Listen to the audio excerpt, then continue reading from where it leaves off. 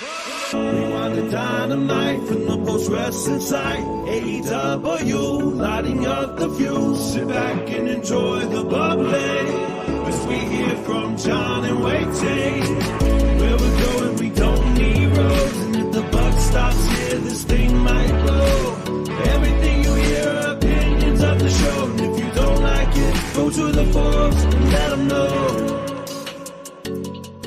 Hello, everybody, and welcome to Rewind-A-Dynamite 200?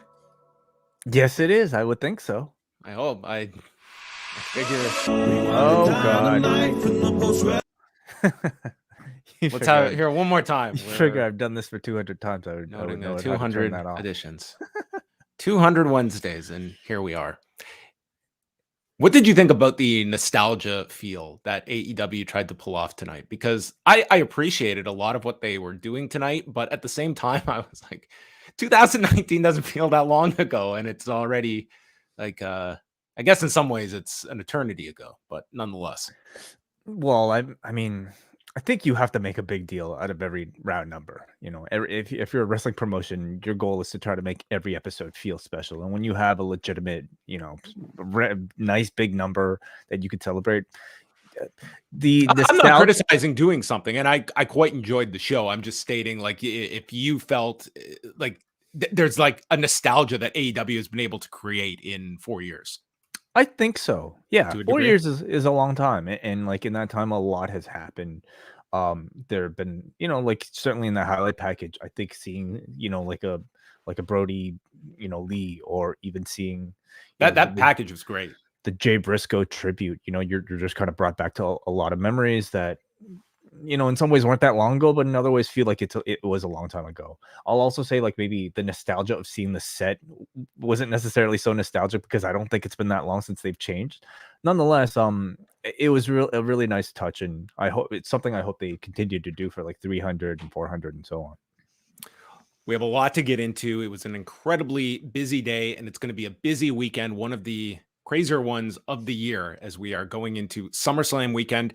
Wanted to off the top mention that this month on the Post Wrestling Cafe, we are continuing to pump out a ton of great shows. If you've been following along, some great coverage of the G1 from all of our team members, including Eric Marcotte and Davey Portman today. And then we are going to have more G1 coverage this coming weekend with WH Park and Karen Peterson. But if you are a Cafe member, you will be getting myself and Wai for double the pleasure tonight, as we will be sticking around for the double header. I was just hearing there, the double the pleasure. I don't know if that's the tagline you and I should be going with, but nonetheless, we will be chatting about Bash at the Beach 2000 tonight on the Post Wrestling Cafe. This was definitely a more light edition of Dark Side of the Ring, but completely infuriating at the same time. So we will be talking about that and WCW in the year 2000. And God, what better things to pair together than WCW in that specific year? No, a few things about the year 2000 I think are as revisited as WCW. So I look forward to talking about it with you later. So that's coming up tonight. And then Friday, late Friday, early Saturday, Wai and I will be putting out a show. We're not going to be reviewing SmackDown because we will be off to Detroit, and we are going to be going to the Game Changer Wrestling show on Friday night. So we will be doing our regular Friday night show, covering our trip, because we have quite a lot planned on Friday, and teeing everyone up for SummerSlam on Saturday. Maybe we can go through the card on that show as well. Wai and I will also have a review of SummerSlam late Saturday night. That will be free for everyone. We've got Collision Course with Kate and special guest Nate Milton. And then we also want to mention that, not to be lost in the shuffle, is the latest Rewind-A that is going to be coming out Thursday evening with Neil Flanagan joining myself and Wai. And we are going to be talking about Vince McMahon, June of 2004, where Vince McMahon stated, "I'm the luckiest man in the world. I have nothing to complain about." And we will go revisit this interview from 19 years ago with Michael Landsberg, a two-parter, and all the different topics covered on this particular edition of Off the Record. So that's coming up. We have a lot of great stuff planned this month. It's a great time to jump onto the cafe. $6 a month gets you access to all of these bonus shows and more. We will have coverage of the G1 right up until the end, and perhaps a an edition of Talk that will be coming out in the coming weeks. More Rewind-A-Ways and tons of great stuff on the cafe. Yes, very likely. Join on and get ready for all the fun. Are you ready for this trip on? I guess Not we're leaving tomorrow. No, I'm not ready at all. Actually, nor am I. It's just I'm trying to keep up with even just the day. So, well, let's get into some of the news items. We're not going to go too deep into the quarterly report because Brandon Thurston and I did a show earlier today discussing a lot of the financials. But suffice to say, very lucrative. This company is doing just fine. $410.3 million in net revenue and just over $52 million in net income for the quarter. And they went through their guidance. They are maintaining at the same rate that they had projected earlier this year. And I mean, the earnings call, it was with analysts. A lot of it was concerning the media rights deals and when to expect the announcements to come, how the NBA plays a factor in all of that, if the WGA and actors strike plays any role in any of this at all. And it was Nick Khan largely just stating the fact that, listen, we believe we have a tremendous product. The television numbers that they outlined for Raw, SmackDown, and NXT are tremendous. And the question will be like what the market is. And Nick Khan certainly suggests like there is a robust market for us out there, not just for Raw and SmackDown, but NXT as well. But what was, to me, and I think everyone would agree, the biggest news to come out of this morning was a paragraph, or I should say a set of paragraphs in the 10Q filing that read, on July 17th, 2023, federal law enforcement agents. Now, when you see those words together, never a good news. That whenever you're federal law enforcement agents called us up to just say, you know what, we're big fans of the bloodline. That's not happening. So federal law enforcement agents executed a search warrant and served a federal grand jury subpoena on Mr. McMahon. No charges have been brought in these investigations. The company has received voluntary and compulsory legal demands for documents, including from federal law enforcement and regulatory agencies concerning the investigation and related subject matters. Now, in an email that was sent out to people in the company, and CNBC also had this statement, probably others too, Vince McMahon stated in 2022, WWE formed a special committee to review allegations of misconduct against me. That review was concluded in November of 2022 following an extensive investigation. Throughout this experience, I have always denied any intentional wrongdoing and continue to do so. I'm confident that the government's investigation will be resolved without any findings of wrongdoing.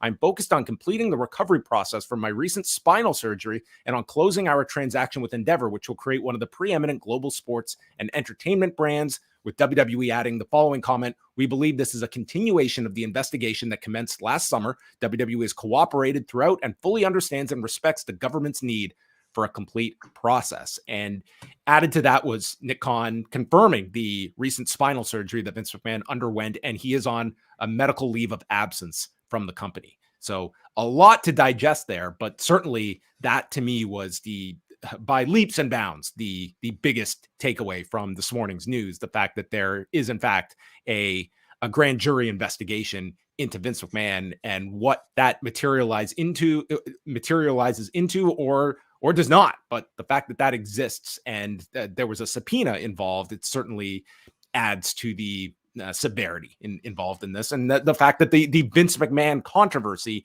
is not in the past tense. No, it still seems it's very much in play. And, one has to wonder if it'll have any effect on his ability to contribute creatively to the show. Do you think it'll have any effect on this deal that is already in place with Endeavor? I don't think it's going to have any impact on the merger completing. It sounds like they have run into no regulatory pushback. It seems like they noted the fact that some of these can be very messy and complicated, and this is the opposite. This one is going like it looks like it's just going to pass with flying colors. There doesn't appear to be anything holding up this merger from being rubber stamped at the end of all the requisite procedures to go through. In terms of Vince McMahon and the day-to-day, it's interesting the fact that, this surgery kind of eliminates that question from having to be asked because he is on medical leave now. And for the timeline of this, the subpoena was issued on July 17th, and it was just days later he had this spinal surgery. Now, I imagine the surgery had been planned for a while. I don't think you're just all of a sudden deciding to have spinal surgery. But regardless, that takes him away from his day-to-day duties, and it makes you wonder, like, what he is doing in this point. Like, it's largely rehabilitating what sounds like extensive surgery that he had on his back. But there will come a time that you would think that he is going to be recovered, and then what becomes of that? Does he just slide back into the role he's been assuming now, that we are led to believe is largely coordinating the completion of this merger? We know that he is, overseeing certain degrees of creative and chiming in. He has been at some shows, but not all.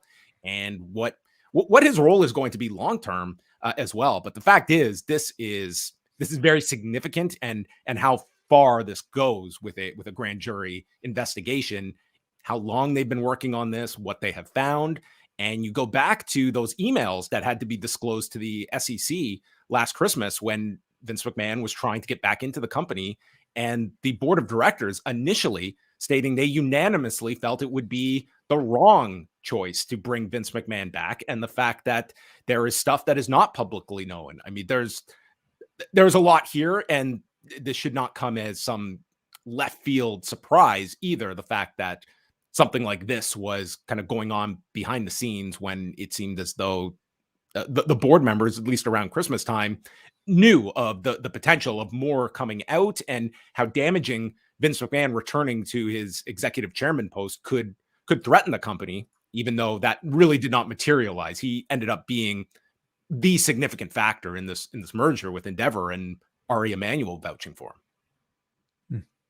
So we will continue to monitor this. Again, me and Brandon Thurston went over this quite extensively on the show earlier this afternoon, that you can catch on the Post Wrestling and WrestleNomics feeds.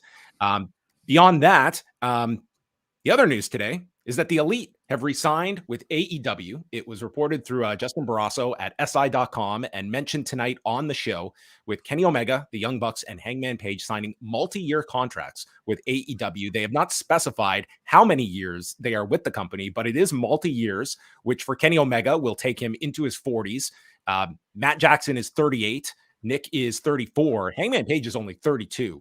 And regardless, this is significant for AEW, the fact that you have these four, and that's on top of over the past year announcing extensions with John Moxley, with Chris Jericho, and it just eliminates that what if scenario of any, if not all four of these going elsewhere. So how important do you feel this was, and the timing of having this as you're going into this big show and not waiting until a deadline, and having fans wonder what would be the fate of these four? I think very, I mean, for one thing, it assures that they can be active participants in ongoing storylines, and maybe their roles, not to say that they would have been diminished if they were on their way out, but I think it would at least maybe change the way that we would predict a lot of these storylines. I don't know if this was, personally for me, ever really that much in question, especially considering all four of them were signing together. I'm sure, WWE was going to move mountains to probably make it possible, because of just the huge blow that it would be dealt to AEW. But it's hard for me to see, these four not being a part of this company, that really very much shares, I think, their DNA as part of its sort of roots. And I'm happy to see it, I think, for all parties involved. I mean, they talked a whole lot about the schedule being, a benefit to them, and I completely understand it. So, yeah, good for them. Yeah. What do you think about the way they went about announcing the news? Like, they chose to go through like SI.com. They provided quotes to them, as opposed to this being something that they would have revealed on the show tonight, for instance, and make it this like big moment on your 200th episode. Or do you feel it was fine the way they did it? Maybe there's a partial strategy in wanting to maybe catch headlines during work hours, instead of having it be maybe a story or storyline on a TV show. I think it was perfectly fine, the way they did it. We have news to go over here with the G1 that did you get to see any of today's show? No, not today. No. Today was actually, Wai and I did the show on a Tuesday, and it was a pretty dull show. I'm just going to be honest. Today's show, I thought was one of the better G1 shows of the whole tournament. You had a pretty sizable upset with Alex Coughlin beating Hiroshi Tanahashi. Not the biggest upset, but regardless, it's a big win for Alex Coughlin. The next two matches were brutal, with Evil beating or losing to Mikey Nichols, and then Shane Haste and Toru Yano having just Shane Haste wrestled with a bucket over his head, to give everyone a preview of that. So none of that was all that great. But then it picked up. You had Aaron Hanare and Tomohiro Ishii, who had just the match you would envision these two having. They did for 14 and a half minutes, and Hanare getting the win. So Ishii is right in the basement here. He is the rando bot of this year's G1 at 1-5 in the C block. Then Jeff Cobb and Hiroki Goto, they had a really nice match built around, Goto's injured ribs, and then using the Kaiten and the GTR to win the match.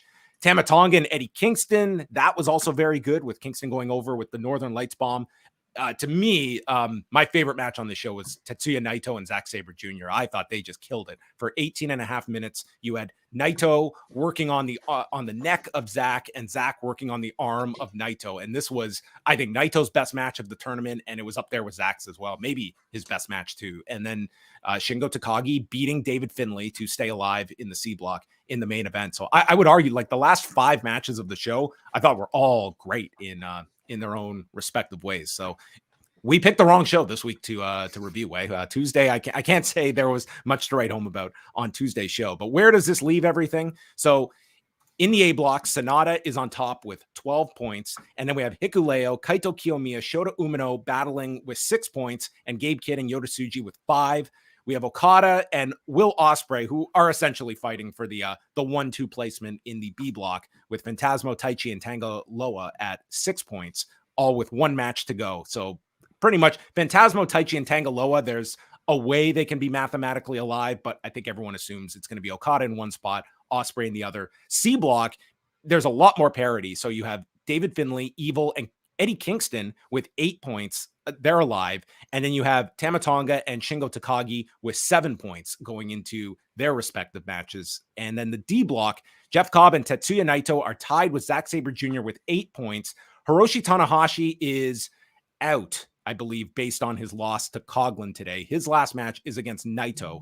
That will take place in the next set of D block matches. So you're coming down. Basically, it's a 3-man race between Cobb, Naito, and Zack Sabre Jr. as we are past the midway point of the G1, and we have 1 round robin match left for each of the blocks, and then it's playoff season, which means playoff rules. The referees are going to let everything go. I feel like the whole G1 is playoff rules, isn't it? I think so. I don't think they've developed a stern warning for disqualifications of that nature yet. But you can go check out Eric Marcotte and Davey Portman with today's review, and then Karen and WH have you covered on Sunday for both shows taking place in Osaka over the weekend. Raw on Monday did 1,759,000 viewers and a 0.53 in the demo, down 3% in viewers, down 7% in 18 to 49. They were also down 13% in 18 to 34. Both SmackDown and Raw were down by sizable amounts on Friday and Monday. And I don't really know what the reason was, but Raw was down 41% in viewers to 155,500. And then NXT on Tuesday did 717,000 viewers and a 0.23 in the demo, almost flat from last week. They were up 2% in viewers, identical in the demo. But female viewership was very strong. In 18 to 49, it was their best female audience since November of last year. So highest of the year. And I think some of that you would attribute to the fact that there is a steady stream of Dominic and Rhea Ripley on this show. And I think, quite honestly, other characters are starting to catch on. I think that this main roster involvement is spreading in terms of other acts that are catching on. Like we saw last week, there was a spike towards the end of the Cora Jade, Dana Brooke match. Santos Escobar showed up as a cameo or a mystery partner in the main event. And next week, they're doing Dominic defending the North American title against Dragon Lee, and Dragon Lee will have Rey Mysterio in his corner. So you will get the Dominic Rey program brought back to life on NXT. And it's probably going to do a big number for NXT, knowing the ratings pattern for Dominic and having something big like Rey involved as well. And the last ratings note was the Bash at the Beach episode of Dark Side of the Ring doing 158,000 viewers, 0.05 in the demo. So this was down 15% from the Bam Bam Bigelow episode, but it was up slightly, 6% in the demo, sort of in the middle of what the Dark Side of the Ring episodes have been doing this season. The high mark for viewership thus far has been the Junkyard Dog. The Doink was the highest in 18 to 49. So that is how things are working out. And next week is the season finale of Dark Side of the Ring, where we will Marty tailor Jannetty. things. Marty Jannetty next week. I don't know what to expect with that episode, but that's probably going to be nuts in its own way. So there you have it. That is all your latest news. You can, of course, follow along at postwrestling.com, and Andrew Thompson, Neil Flanagan, they always have you covered, and we will have you covered tonight with the double shot coming up after Dynamite, which took place from the Yuengling Center in Tampa, Florida, a former home of the Thunderdome. That's right. One of the many homes of the Thunderdome back in the day. So we start things off, and it is the original set with the tunnels brought back. Very exciting stuff to have the tunnels back. And kicking things off, it is Judas that plays over the loudspeakers, and out comes Chris Jericho with Konosuke Takeshita and Don Callis to take on JAS members Sammy Guevara and Daniel Garcia. And as they're making their way to the ring, we get clips of the formations of the Inner Circle back in October of 2019, and then the JAS coming together last year. And they mentioned the fact that Sammy Guevara was in the very first match on Dynamite against Cody Rhodes, and not shying away from that name either. So not at all. Yeah, nice tie-in with the first episode. Jericho and Garcia are in. Garcia's doing his dance, and Takeshita wants in. He wants to do the dance as well. So he does it and steps on top of Garcia for the pin. Callis and trips Garcia, but they insinuate that Jericho didn't see Callis trip Garcia, and it's sort of that would play itself out throughout the match with Callis's involvement. Some impressive stuff here. Guevara was in and hit a frog splash onto Takeshita, and then we saw Takeshita apply his version, the walls of Takeshita, but Guevara kicks him away. Guevara gets hit with a code breaker, and then Garcia blocks a shooting star, he blocks the Judas effect, and Guevara goes to the top and hits Takeshita with a shooting star to the floor. And this is when Callis nails Daniel Garcia with the bat to break the Dragon Slayer, and Jericho sees this, and he looks stunned. He had that look on his face for a very long time of where his jaw was on the floor at what Don had done. But in the end, he decides to go for the pin, and he pins his JAS teammate Daniel Garcia in 12:21, but they explain how conflicted he looks, and Excalibur notes how he chose the Don Callis family over the Jericho Appreciation Society. Though it wasn't an official sort of like defection, as we'll learn later. It was how Excalibur read it, but yeah, you have Jericho still, he took the win, but where are his loyalties? I thought it was a good match, and I thought it was a very effective job by Garcia and Guevara playing baby faces throughout. I think Garcia at this point really is already a baby face to the audience. The dance is so over. I think people just love his professional wrestling abilities, and I really think he's just ripe for that, official turn whenever they want to do it. Could be soon. I think Takeshita greatly benefits from being a regular tag partner with Chris Jericho, if that's what they're planning to do at the end of all this. And I thought they came up with a really great finish to showcase, Jericho's inner dilemma to carry through this story. I thought it was smart, and I especially love Don, casually kicking the bat behind him as he entered the ring clapping. So it's been really fun watching him possibly manipulate Jericho, or maybe it's Jericho manipulating him. Did you catch the part where they were coming out, Callis with Jericho and Takeshita, and the flames are all going up? And the announcers are like, "Oh, Don almost got nailed there." I was like, could you imagine this guy's luck if he got burned? Man's had a rough go of things health-wise in this company. So Tony Khan is on camera, and he refers to All In as the biggest wrestling show of all time. And that would be that's the tagline for the show that they are going to be utilizing for All In. And he thanks the fans and the staff. Under which metric? Attendance? They're just calling it the biggest. Like, is there a legitimate claim to it being the biggest? It has the chance to be the largest verifiable attendance for a wrestling show in terms of paid attendance. Yes. Right. Okay. So which current record holder is WrestleMania 32? So depending on your WrestleMania 3 in interpretation, which people have pegged it anywhere from 79 to, could it be into the 80s, but let's say 79,000 they are. And then WrestleMania 32, the turnstile count was 80,700 and some odd number. And they are approaching 76,000 tickets distributed. So they are closing in on these numbers. Now, there are the shows like the North Korean shows in 1995. There was, a big stadium show in Greece, like decades and decades ago. But this, in terms of verifiable attendance, this could end up being, WrestleMania 32 is the high mark, and they very well are expected to pass 80,000. Yeah, I believe I've even seen promos where like they're showing like the attendance numbers increasing from like 70,000 over to like 80 something thousand. So kind of really hedging their bets that they're going to go above that 80K mark. And if they're using this tagline, I think they feel very confident. Mm-hmm. Yeah, and it definitely is going to cause outrage among some folks. So just sit back and enjoy the bonfire. If you ever come this close, why not? Like WWE has been playing the inflation game for their whole existence. Why wouldn't you do the same? Hey, there's and they're not even inflating. They might have a little bit. It's not, and believe me, like today when WWE puts out their key performance indicators, and you can see what the attendance was for WrestleMania this year. Guess what? It was not 161,000 like they announced. And you have, that's the game. That's the game. And not bad for a secondary promotion, eh? That's it. Did you see there was, so we got the secondary promotion line from Paul Levesque, and then Tony Khan's response today that we're not the secondary promotion in the UK, and turned it into a plug for All In. So anyway, Tony Khan throws to this great video package, and this pretty much encompasses a lot of key highlight moments that you had.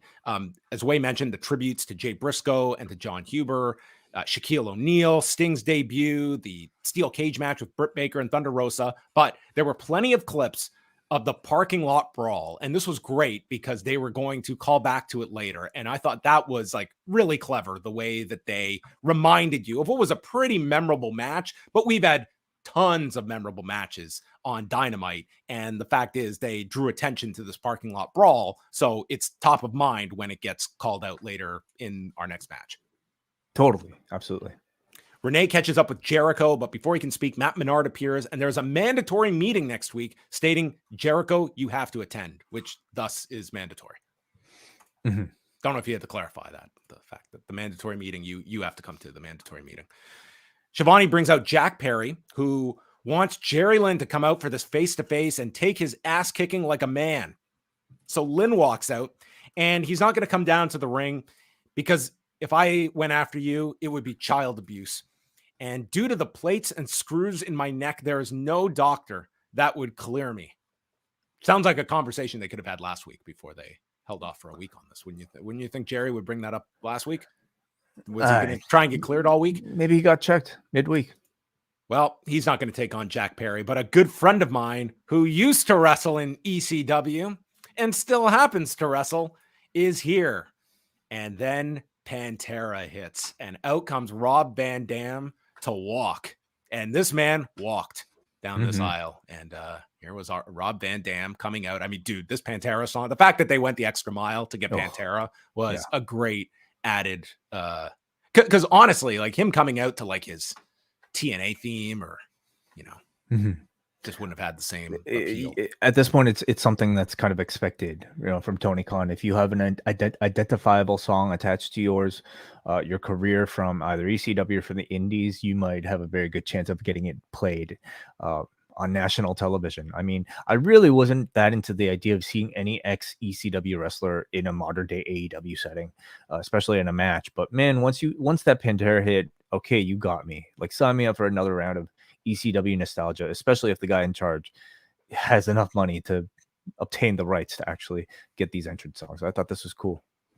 And Jack Perry exits the ring and he walks off, and RVD and Lynn are in the ring, and Perry then goes to jump them, and he gets, he flees the ring, and then he goes and he hides behind a child in the front row and takes off. And we can just skip to this part though, because later in the show, Van Dam challenges Jack Perry for the FTW title, and that's going to happen next week in Columbus, Ohio.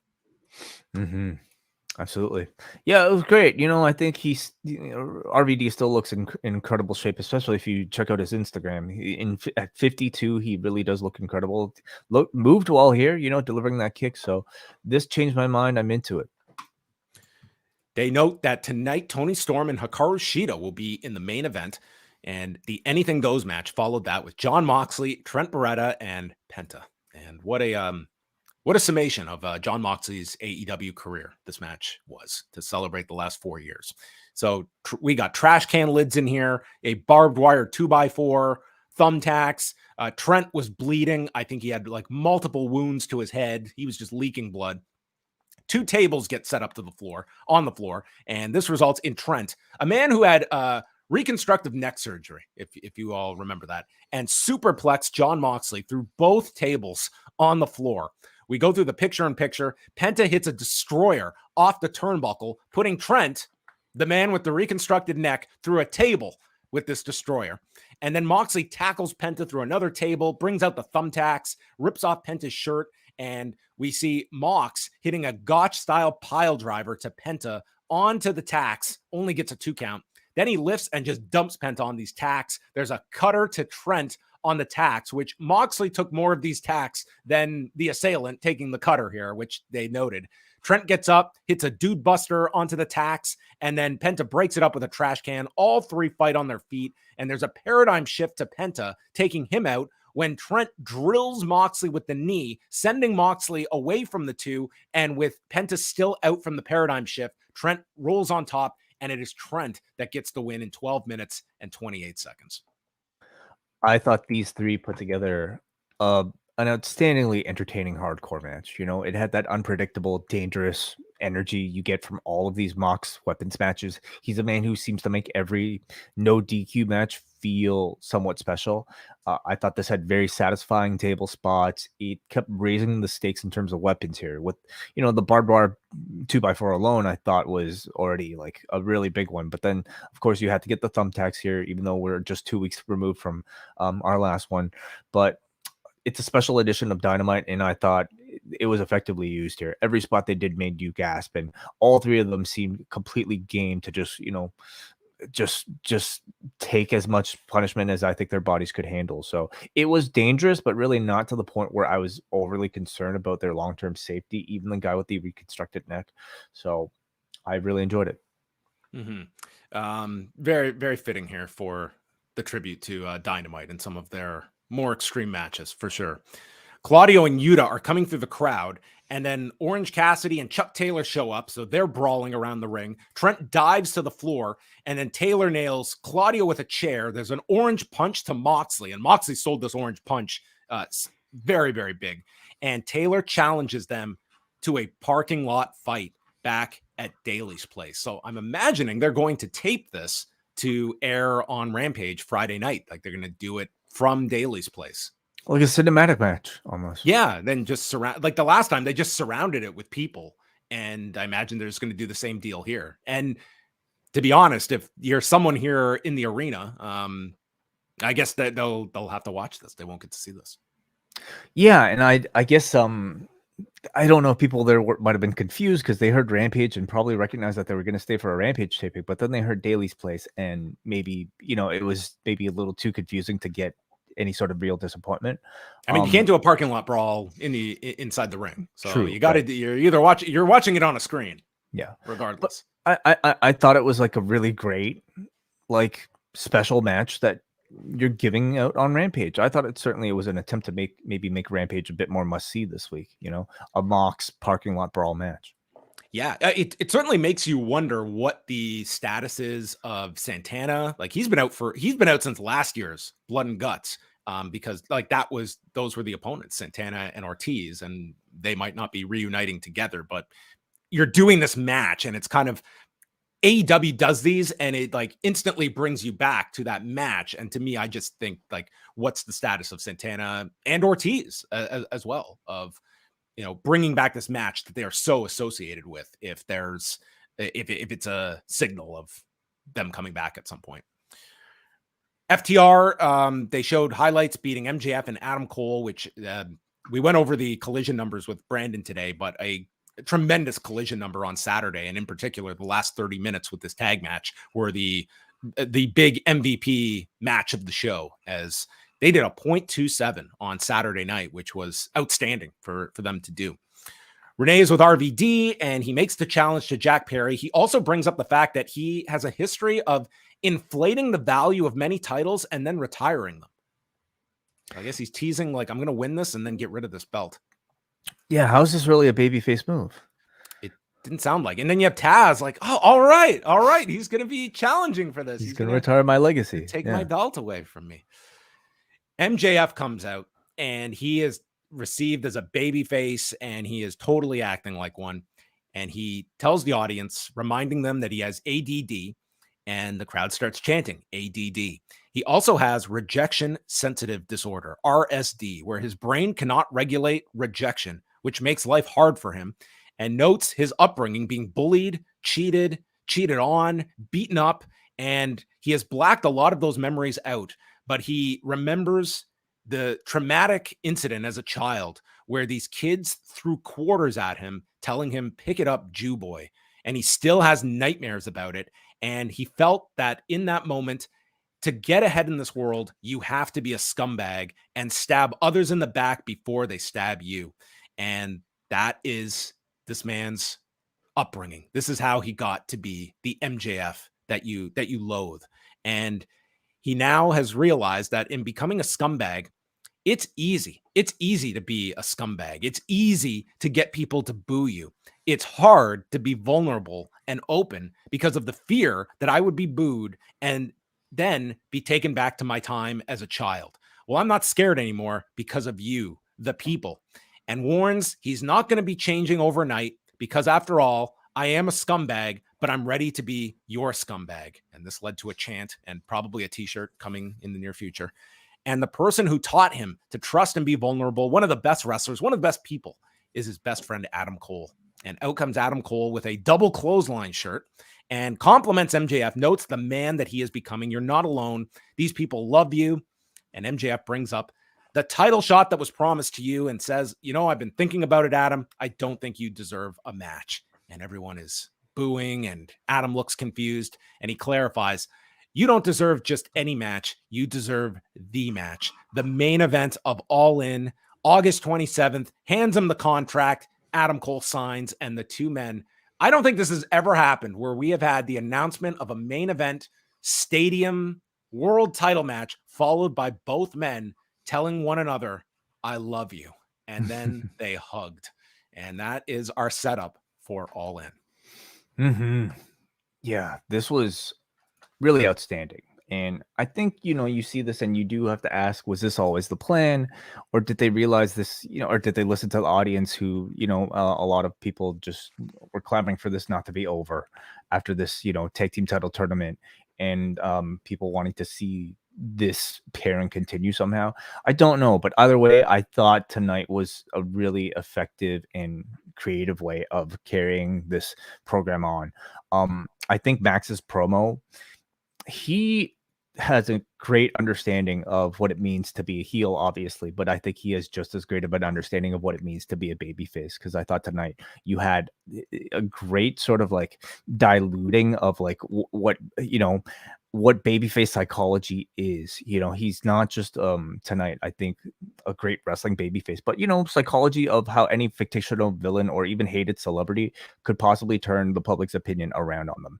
Admitting your faults, admitting your weaknesses, being vulnerable, and I guess here coming up with an excuse for your super villain origin story where a very innocent child was corrupted by several forces outside of his control, including ailments that he suffered and bullying. And I think everything about his actions tonight, I felt were at once very genuine, but at the same time, still kind of dialed up to the point where you still have a lingering question of whether or not this is being set up for an eventual turn, because he straddles that line really well, where like you almost want to, completely believe that he's genuine, but because you know his true nature as this asshole, you're always just kind of waiting for him to turn, and you can't completely trust him yet. But I think that's exactly the intended sort of feeling that you're supposed to get, and I got it with him, and I got it from Adam Cole as well, because I think both of them were so like lovey-dovey with each other, that's so completely unlike them, that one of these two is going to turn on the other, and you're just kind of captivated because you're wondering at the end who it's going to actually be. I think they have like a great sort of that exact thing that you have, where it is the audience wanting to buy into this MJF turn, but feeling that it would be so easy for him to just do the greatest trick the devil ever taught deal again. And I feel it would be really missing the boat if they went that direction. And I think if you do this right, I think this will be an awesome turn at the end for Adam Cole, the way that they can pull this off. And somehow Roderick Strong playing a big role in however this goes down. Yeah, his role in all this is still very amusing to me. Like it seems like he might be turning heel coming out of this. And they're certainly teasing like the Kingdom reuniting with Cole. Mm-hmm. Oh, I didn't realize he was a part of the Kingdom originally. I think that's sort of the hint we got here, but a great segment. And if the past month is any indication, this will probably do a really strong quarter. This was also the crossover hour on top of it. So strong stuff. And we now have a match for All In, as we are 3.5 weeks out from the show. Is this the main event, you think? They called it the main event. Okay, so interesting. Well, what does that mean, though? Is it ending the show? One of several main events, maybe. We'll see. And the graphic notes, it's on pay-per-view. They mentioned Bleacher Report, and the 0 hour will air at noon Eastern on August 27th, the pay-per-view at 1 Eastern, and yes, the tagline, the biggest event in wrestling history. Mm-hmm. So there you have it. All the news is out there, and we go backstage, and Roderick Strong is throwing a gasket in the neck brace, and this is when Taven and Mike Bennett show up, and note how Adam Cole is always forgetting his real friends. Interesting. So I think all of this is going to be tied in some form or fashion. Kenny Omega and the Young Bucks against Jeff Jarrett, Jay Lethal, and Satnam Singh in the weirdest match I can recall on Dynamite in quite some time. The best part of this, I love how Satnam Singh can't even fit in the graphic. It's great. It's great. You don't need to fit into the graphic when you're Satnam Singh. They disposed of Omega and the Bucks, and then the three of them did the elite pose with Satnam Singh putting the gun in the air and Jarrett and Lethal doing the Young Bucks pose. I mean, if we could just show this visual to people in 2019 of what is to come in AEW, I mean, could you have imagined such a scene? So they're working on Nick. Then they land super kicks and a V trigger onto Singh. Karen Jarrett is distracting Rick Knox. So Omega tries to lift up Satnam Singh for the one-winged angel. You knew you weren't going to see that one. Dutt comes in to stop him, leads to a lethal combination. Then Brandon Cutler sprays Karen in the face, and Dutt attacks Cutler. The Hardys run down, attacking Sanjay Dutt with a twist of fate by Jeff. Jeff gets the guitar, misses Omega as Hangman appears. I think we're up to about 18 run-ins here. And Hangman hits Jarrett with the buckshot lariat, and then there's a V-trigger to Lethal. Omega plays the guitar and hits the one-winged angel, pinning Jay Lethal in 9 minutes. I thought this was a really fun match. I think Jarrett, Lethal, and Satnam are one of the big surprise successes of AEW. And if we got our ECW tribute earlier, this was our tribute to TNA with tons of run-ins and crazy involvement with guitars and weapons and everything else in between.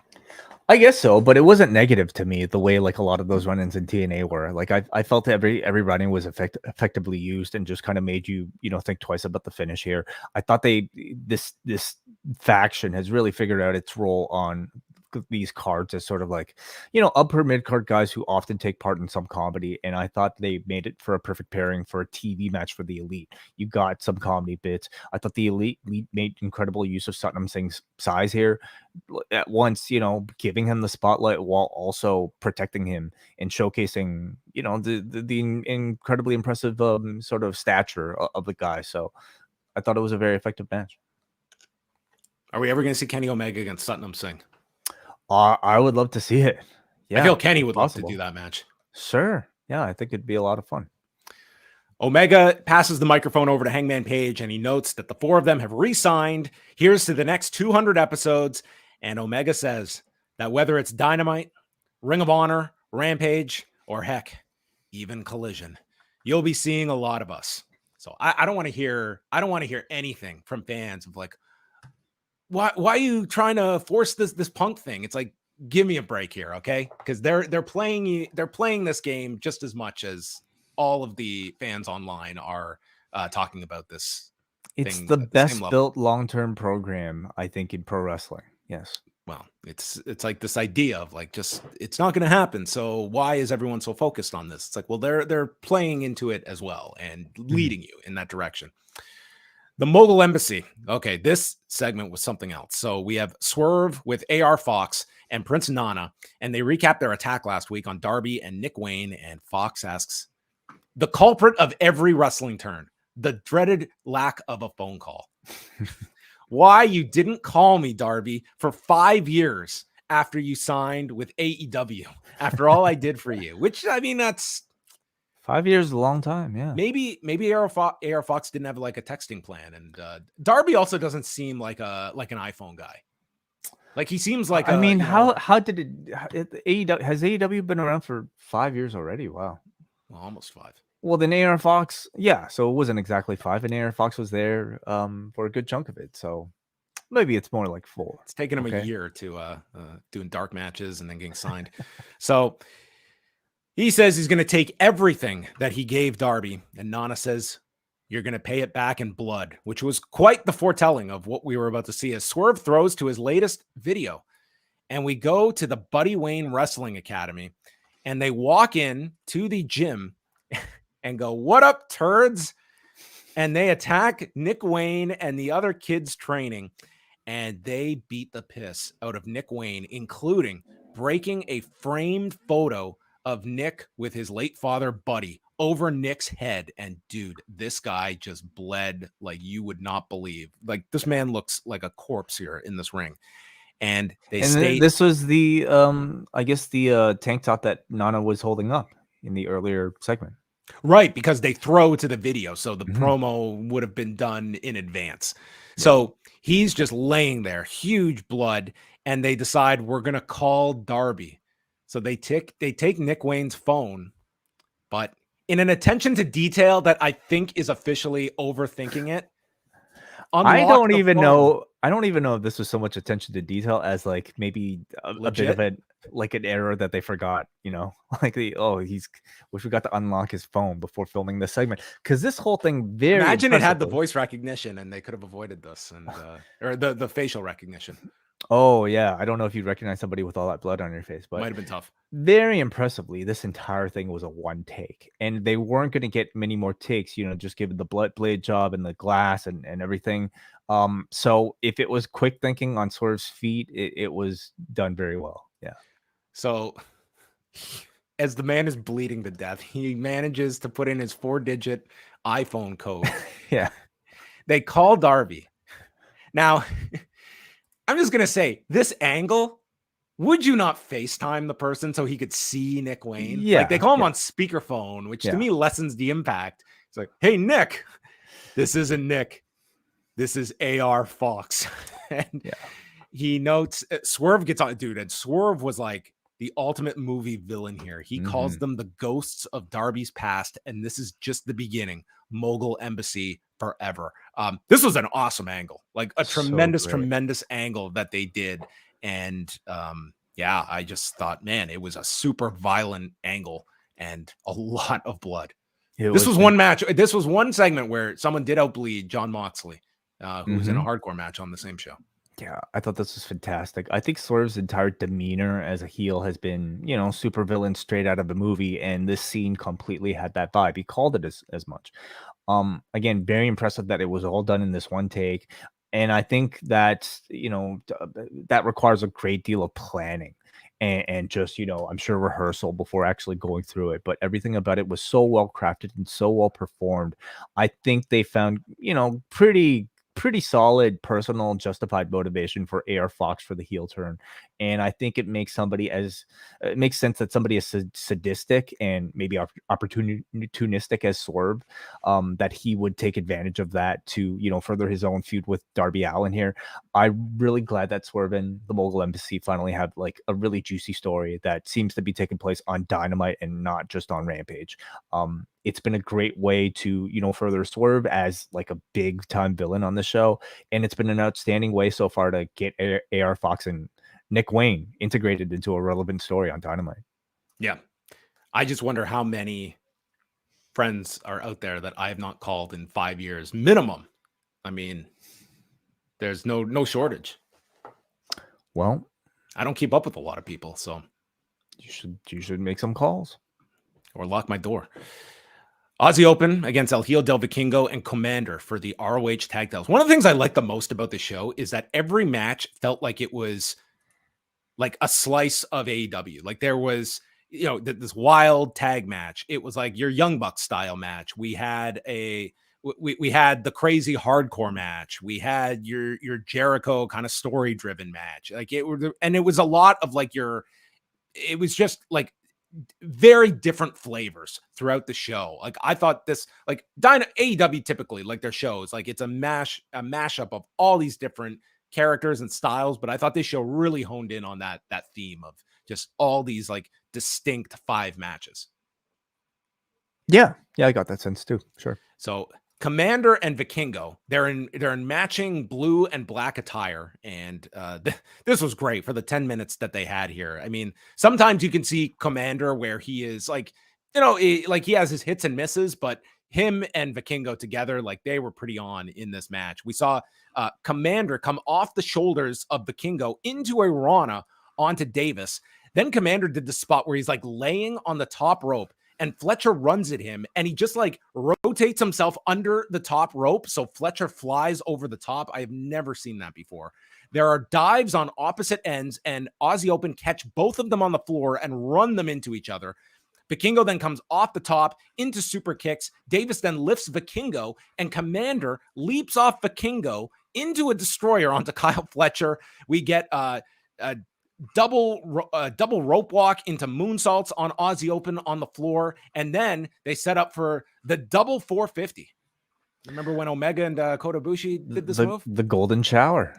Yeah, not called that on TBS. They've come very far with their violence. I don't think they're calling a move the Golden Shower. That's my thought. And then Davis avoids the rope walk shooting star from Komander, double lariats, and Coriolis for the win in 9 minutes and 50 seconds. This is where we are at, because if this match aired on television, I would say 10 years ago, I think we would have been just like in awe of this match for like the next month. This was an incredible television match. I had so much fun watching it. And I don't know if it'll be remembered tomorrow, but it was just excellent. It was amazing. Yeah. I mean, I've seen Komander and Vikingo tag before, but I don't know if I've seen them ever be presented as this like cohesive of a tag team as tonight. Color pattern. They had matching gear and some incredible breath-tasty double team moves here. I do feel like this might be like a concerted effort to like start pushing these two as a tag team on Dynamite. I could see that. I do think there's like a ceiling to how far you might be able to push them as singles on an English speaking TV show. I mean, simply look at like, Penta and Phoenix, and maybe I think you're going to see this program continue in ROH. I think that's where this is probably going to be. Great. But I mean, I watch Vikingo and I'd add Komander too. And I just like, here are 2 like fresh stars to your US audience that I would just like. There's especially Vikingo, like he's so unique. Like you cannot replicate this guy and just have a dozen of these guys. And to have him on your show, to me, like he is one of the more valuable parts that I would not be just keeping to ROH. And to their credit, like they have been showcasing him quite a bit on AEW and not just Ring of Honor. Yeah, but I mean, have they ever really been showcasing him in any sort of significant role? Well, with there's the story? limitations, right? When he's not your contractual talent as well. But Like I'd go as far as to say, like, any sort of, like, luchador, how many of them have they actually told stories with, showing us video packages of, like in the way that we've gotten Nick Wayne introduced on a show like this. There's clearly still like very much a language barrier that's holding a lot of these guys back. But in wrestling, you don't need to speak English in order to get over. Clearly, like, just look at this match. I just wish that there was a bit more sort of like AEW produced video support, or at least like some effort and to actually tell some stories with these guys. They recap CM Punk revealing his title on Saturday night, and then they're promoting that CM Punk will defend the real championship against Ricky Starks with Ricky Steamboat as the referee on Saturday on Collision. Now, if you're introducing this guy pulls a title out of his bag, and now the company is acknowledging it as the real world championship and promoting it. Like, doesn't this require some kind of explanation from like a Tony Khan of, okay, this guy claims to be the champion, but that's not how this stuff works. Well, maybe the explanation is that Punk had this okayed with Tony Khan. They didn't say that though. Well, and what's MJF? Then MJF is not the champion. Yeah, I mean, the whole thing it requires a great deal of suspension of disbelief, and also, like, I don't know, any sort of like idea that this is a real sport, or at least the asterisk that, like, wrestling. Excalibur is like, this is not recognized by AEW, but CM Punk is the self-proclaimed real world champion. There's none of that. They're like, this guy's the real world champion. I mean, it's fine, but at what point do we complain that they're overthinking it the way that they might overthink, the invisible camera type of thing? I think this is a glaring one when you're promoting like this title that's just come out of nowhere, and we're acknowledging it's a world championship. I mean, that's subjective. It might be like an issue for you, but maybe to be honest, it's not that big of an issue for me. Like, we all know what this is. This is the Collision Championship. They essentially have done what WWE has done, and that's split the world championships. And I'm okay with it. Like, it gives, CM Punk, it puts a belt on Punk, and it gives Collision maybe a title match that it could promote. My other question is, though, how did like Tony Schiavone know that Ricky Steamboat was going to be a part of this impromptu like match that was just announced? With Ricky Steamboat? Yeah, like, because Schiavone was the one to announce Ricky Steamboat's name in ring. On Collision. Yeah, on Collision. Oh, how he knew? I guess he was. Starks yeah, came out point because it was Starks came out to issue the challenge, and CM Punk did say, "I did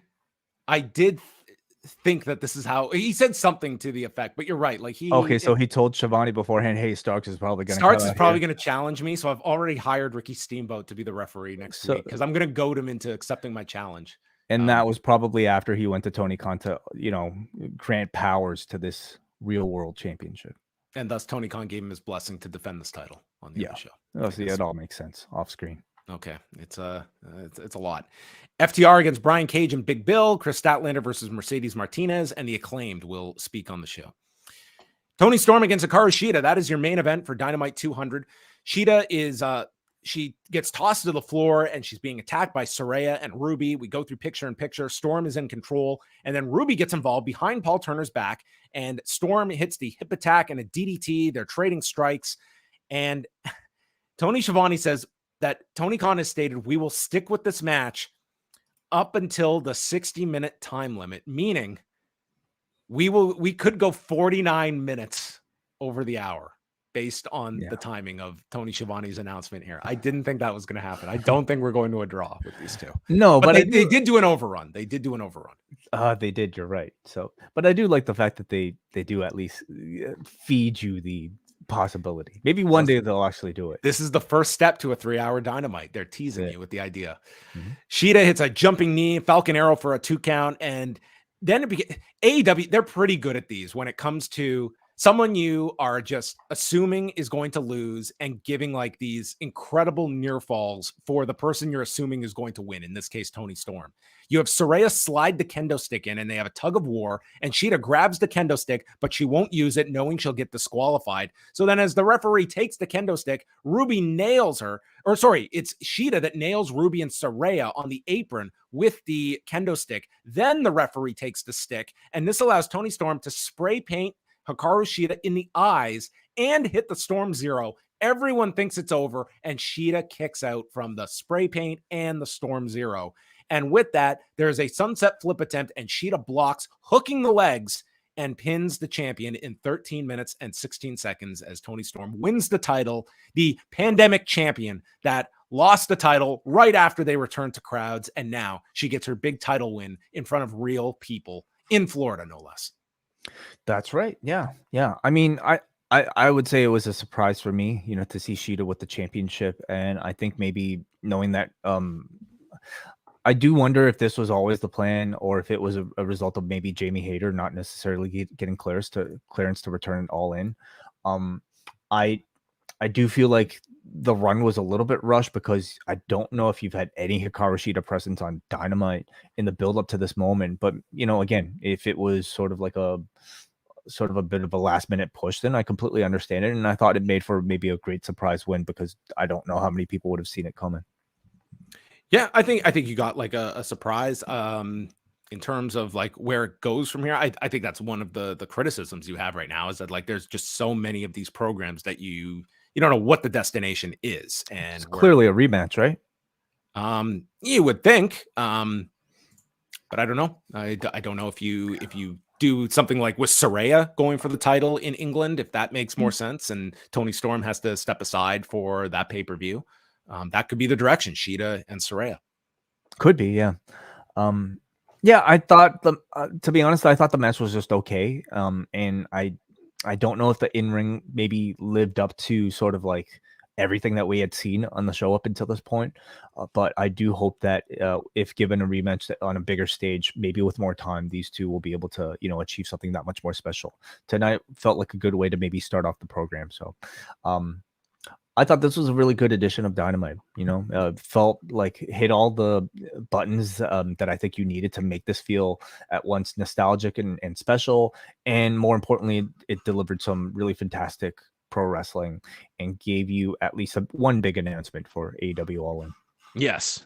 You have 3 weeks to get the rest of everything together. But yeah, I enjoyed the show quite a lot. I thought this 2 hours was a very easy watch. The matches were all very different, and for a show that was kind of, you know, looking at your 200th episode, I thought it was, you know, putting your emphasis on a lot of your long-term AEW stars while also building up quite a bit. And yeah, overall, I thought it was a very enjoyable show on Wednesday. Let's take some super chats and go to the forum, and then we're going to be jumping on over to postwrestlingcafe.com for the double shot. Do you want to kick things off? Yeah, let's go to forum.postwrestling.com for some of your feedback, and we start things off with Andrew from Cape Breton, who says, does anyone remember how a few months ago, Jeff Jarrett lost a loser leaves AEW match against Mark Briscoe, and then just randomly started showing up again? No, wasn't that a deal where it was like that ended up, that was not one of the stips that they attached to the match. I think it was like some online promo. I'm trying to remember. This was only a few weeks ago. It was like some online promo, and then they deleted that aspect of it. It was not part of the match. That it was just the concession stand brawl. Okay. I actually don't remember it. He also says, blah, blah, blah, but okay. It does feel AEW is getting a bit sloppy sometimes with continuity. One thing I will disagree with you guys on, though, is mentioning the camera when doing on-site vignettes. I know it may get old always hearing about it, but I think it does a good job of establishing their ability to do these outside vignettes without having to wonder why people are planning a bank robbery in front of millions of people. I still don't like how we don't have that many matches for All In, but I feel that they might want to make a lot of those matches on Collision, especially with Kenny's tease of showing up there. Maybe they want to have a newsworthy episode considering they are going up against SummerSlam. Lastly, for the first time since the debut of the Outcast, their House of Torture-esque shenanigans seem to add to the finish of the match instead of take away from it. I mean, it's for the, like, this is like what we talk about with like the evil matches. When you have the big match where it's the babyface overcoming all of it, like that turns out to be great, but it's kind of grating when it is week after week after week of the opposite that you can argue is building that heat. But I would argue that it does more, I think, to take people out rather than get them really invested. And for tonight, yeah, great, you get the babyface win, but I mean, we've been going through months of the same formula, and it's the same thing with Evil matches. Anyway. Yeah. Everyone has their different tastes. Steve grows weed. I don't like that Punk is doing this real world champion crap, especially when the actual champion isn't addressing him at all. It makes him seem second rate. Plus, it's starting to feel like more of a brand split than WWE. Do you think it takes away from the actual championship? Does Punk have his own show with a clear separation from the rest of the show? It feels awkward. Does it feel awkward to anyone else? Well, I think if it does, I think they want you to know that this is like this separation of Punk from the elite. I mean, they're shining a spotlight on that fact that it's like the unspoken separation. Mm-hmm. It's not a brand split. It's a personality split. Yeah. And does it take away from MJF being champion? I don't have as much of a problem with it, to be honest, just because I think Punk in this situation does have legitimate claim to, having never been defeated. And I think even before WWE and their brand split, you've had this sort of like illegitimate champion, like, wanting to defend the belt. I mean, like going back to like forever. So, it more importantly, I think Collision needs it, so I don't dislike it. I don't have those same criticisms. And I think MJF and Punk is probably going to be the program you're going to get right after Cole. And you'll probably have MJF cut a big promo about it soon enough. So they're probably just making you wait for it. At least that's what I think. Muggin says, DMX once said, trust everyone to be themselves, but trust in the fact that you can see them well. When MJF started telling that ADD story and Adam started to go to the ring, I thought, here we go again, until the rematch was made for Wembley. I can't help but wonder when the other shoe is going to drop. Seeing Roddy flip out backstage with the Kingdom remarking about Adam's track record with friendship was an ironic touch. For once, the outcast tomfoolery backfired and Hikaru Shida became women's champion once again. I love that for her. All right, we go to Jomo. I'm a DDT watcher, and Takeshita just brought his leather jacket-wearing heel character to Sumo and Corku and Hall last week, and it works like it did tonight. I thought he was a good avatar for Callis getting booze, and he picked up on the mock dancing and cocky pin quick. Sammy played a great flashy babyface, while Garcia was a great babyface in peril. And while I know that the Jeriverse gets criticized, I still don't think anyone has done it as good as Chris Jericho for as long. Jack Perry grabbing a child to put between himself and RVD is already enough for me to declare this heel turn a success. Seeing the Young Bucks fly around Jay Lethal and Karen Jarrett interfering in a Jeff match had the right mix of 2016 ROH and 2011 TNA, coupled with the AEW presentation, gave me some weird nostalgia. It was also my favorite match of the show, as I found it the most fun, but the three-way and main event were killer as well. All right, let's go to Jordan from the Bronx, finally, who says, is AEW going with the 2 world title system by having the world champion and the real world champion go forward without addressing each other? I hope that I'm wrong and that a unification match is booked for All Out. The Collision graphic seems to legitimize the CM Punk belt as its own championship. I think that's a very, possible, if not likely, direction for All Out. So I love the direction of the Mogul Embassy with Darby and Nick Wayne. They built a lot up with Nick and AR Fox in a short amount of time, while also giving more character development for Darby and Swerve. Very surprised with the Shida title win. It sounds like Tony listened to the criticisms and decided to answer them. The follow-up will be key. Do you think Shida gets Saraya or Britt Baker heading into the pay-per-view weeks? It could be both. You could do one week and one the other. Yeah. I think Saraya makes the most sense for Wembley. It depends if they're confident enough in Saraya doing a singles match on a stage like that. I have more trust in Toni Storm. But Saraya is a bigger name, sure. I also don't know, if Tony necessarily listened and answered to criticisms. Like, did that have some influence in putting this into the main event? Possibly. But it's not like, it was still one women's match on the show. So the criticisms are, I think, a lot more than just, have the women in the main event. It's to have more time and more stories for the women in general. All right. Thanks, everyone, for the feedback tonight. The show continues over at the Post Wrestling Cafe, so you can jump on there. We will be up in just a couple of minutes going through the Bash at the Beach 2000 episode of Dark Side of the Ring. So, coming up this weekend, the Post Wrestling Cafe is the best place to follow us for multiple shows coming your way. We will have a show up on Friday night. We will also have Collision Course with Kate and Nate, and as well a G1 show with Karen Peterson and WH Park on Sunday. So look forward to that. We will be up on Saturday night with SummerSlam. That will be available for everyone here on the Post YouTube channel. Late Saturday night, going through SummerSlam once we get back from Ford Field, which is going to be, could be a mess. Who knows? Yeah, could be a bit of a trek. Yeah. Okay. That's it for us. We'll speak with you on the cafe. Credits. Yes, I'm...